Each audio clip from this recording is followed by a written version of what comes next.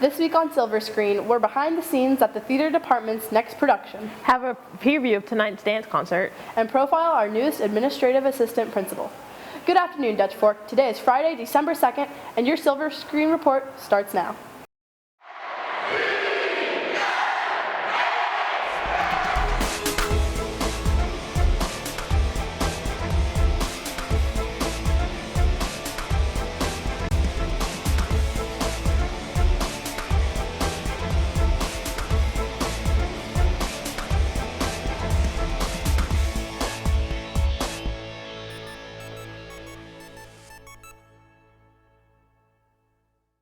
Tis the season for giving, and that's exactly what Dutch Fork is doing. Here's Todd Whittington with a look at this year's Student Council sponsored toy drive. With Christmas only 3 weeks away, Student Council finds a way to share the holiday spirit. Every quarter we choose to do a community service project that the whole school can do. But we did the toy drive because we wanted to do it with the season, which was Christmas. And we felt we connected most with kids, and we thought the Salvation Army doing the toy drive would be something good to partner with, so that's what we chose to do. Programs such as these can have impacts on the community. I think it can leave a really positive impact not only on Dutch Fork as we unify together to help those families in need, but also the families that are in need that we're giving the presents to. It's because they give a chance for people in the community to help others in the community. Because there's some kids who don't have toys, and this gives people in the community a chance to give them toys. So it kind of helps them become better people at the same time giving a kid the Christmas they always wanted. I would have to say they're very important because it makes us a better person. Deep inside, you get to show people how good you could be. I mean, this can make our school look good, but it also can, it's just a way to give back to the community. It's something that, you know, the kids can look up to, like they can look up to these kids giving them toys and such, and family support. Students are also changed by being part of something larger than themselves. I think that it gives them a great opportunity for community service hours and just to make a difference in the community, because that's the whole point of community service, is giving to others. And I think that by just bringing in a small toy to a family in need could really make a difference in those people's lives. I think it can better the community, increase the overall morale, because people should be able to help other people. It makes people feel more connected, like more of a family, instead of just a lot of people in the same place. It's kind of a way to unite us all for like a cause. We can all chip in and get to something that's bigger than us, like something that's more important than just grades and going through the motions at school. It's just something extra to do. Donations will be accepted for the toy drive in bins in front of the Media Center until December 6th. This has been Todd Whittington with your Silver Screen Report. For this week's Kids in the Hall, we asked students about their favorite childhood toys.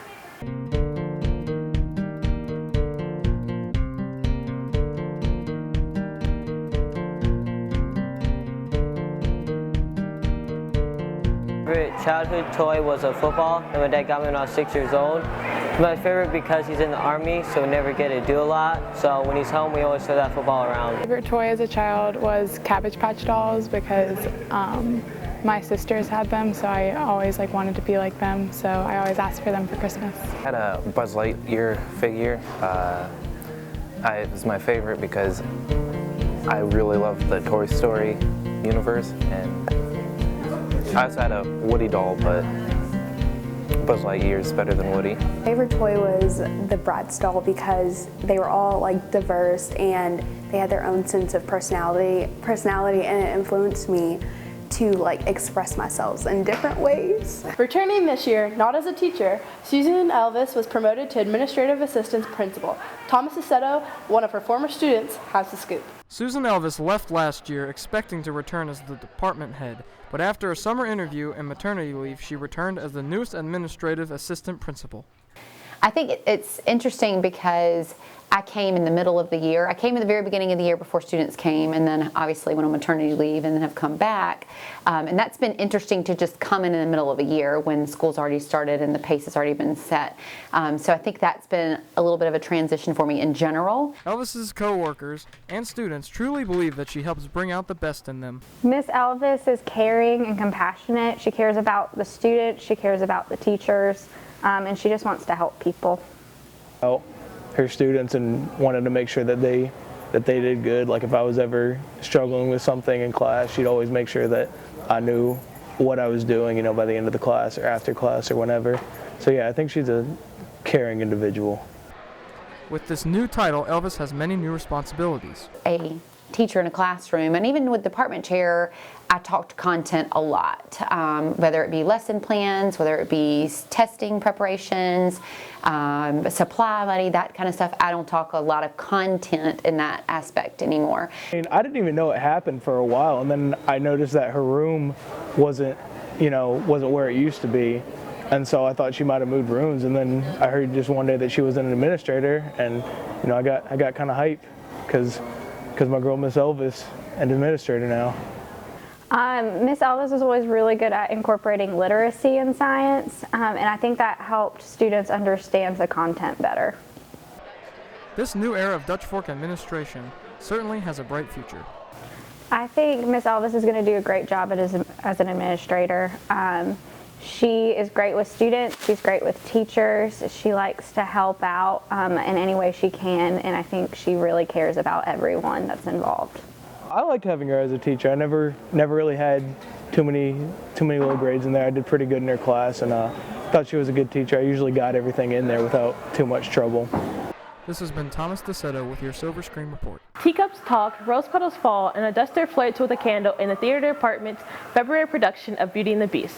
Before they get to the show, they have lots of work to do. I was there for the auditions. With auditions over for drama's most recent production, Beauty and the Beast, students recall their thoughts and feelings on what they had to go through. The audition process was, first we came into the theater room, and then we went to the dance room where we practiced the Be My Guest dance, and then we went into the choir room and sang our song that we prepared. We had to pick a musical theater piece. I picked a song from Beauty and the Beast. We had to sing it. Before that, we had to do a dance, so that was fun. For the February performance, the actors hope this classic tale will draw a large audience. The process of getting the show ready is we have to build a set, which is going to take a lot of time because it's a huge set. There's like tons of different set pieces and different settings that we have to go to, and we have to build all the props. We have to make all the furniture people. We have to make Beast's costume, and it's going to take a lot of doing. So getting the show together is going to be a real piece of work, especially with a show like this large and this technically complex. First we're going to start with learning the songs and kind of learning the basics of the dancing, and then over time we'll start to incorporate technical elements, and we'll start adding songs and singing and dancing all together and adding the scenes, and especially the characters are going to have to work together to kind of figure out exactly how they want to do the scenes and exactly what the show is going to feel like for us. Getting ready for the big night means strenuous work for the actors. People should come see the show because we are going to work so hard on it, and there's so much passion in it, and just like the best actors and actresses I've ever seen, so it's going to be good. People should come see it because it's going to be fun. I mean, first of all, it's going to be entertaining. There are a lot of really talented people in it, myself included. And overall, it's just going to be a really good time, I think. It's just really interesting, and there's a lot of good actors in this, and people can play their roles really well. So I think it'll be it's really nice for everyone to come see it. It's been China Wallace with your Silver Screen Report.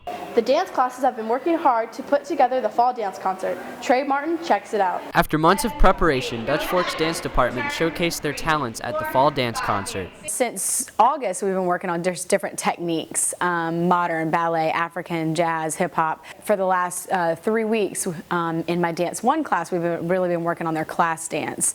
We actually been rehearsing every day, and we meet up after school to kind of like refresh our brain and get the moves down. We help each other in areas that we're kind of lost in. The students' passion for dance has created a unique and diverse show with high expectations. I think this one, there's so many different pieces when it comes to creativity and ideas of the dances. I think each dancer has put in a lot of effort and hard work into creating an all-around good concert. For this specific concert, I think that I'm most excited about the positivity that I have already experienced with these students. They've been so eager to just jump in and correct things, fix things, excited to be on the stage. The dance department encourages students to support all events at the school, from football to the concert. Well, I think they should do both. I think you can come to the dance concert on Friday night and then head on over to the football game. That's what my Dowsers are going to be doing anyway. The concert offers plenty of aspects that have the dancers excited. On the stage, it's different. You see a lot of versatility from, hip hop, ballet, contemporary, jazz. Everybody has a different style. My favorite part of the whole experience is probably the finale because we all get to come together as the entire dance department and it's really a great time. It's so awesome to watch them just have that moment to feel special, to kind of show what they've learned, to enjoy being in the spotlight a little bit. So that's my favorite moment. Rachel believes students should show support for every part of the school. I think the Dutch Fork High School Dance Department has worked really hard, so I think that everyone should come out and support, and it'll be a good show. The show begins at 7 o'clock tonight in the auditorium, and admission is $5. This has been Trey Martin with your Silver Screen Report. SAT word of the week is choreography, a noun meaning an arrangement of dances. 2016 cross-country season concluded. JV and varsity runners, along with their coaches, gathered to celebrate a successful season. Here's Mia Perry with more.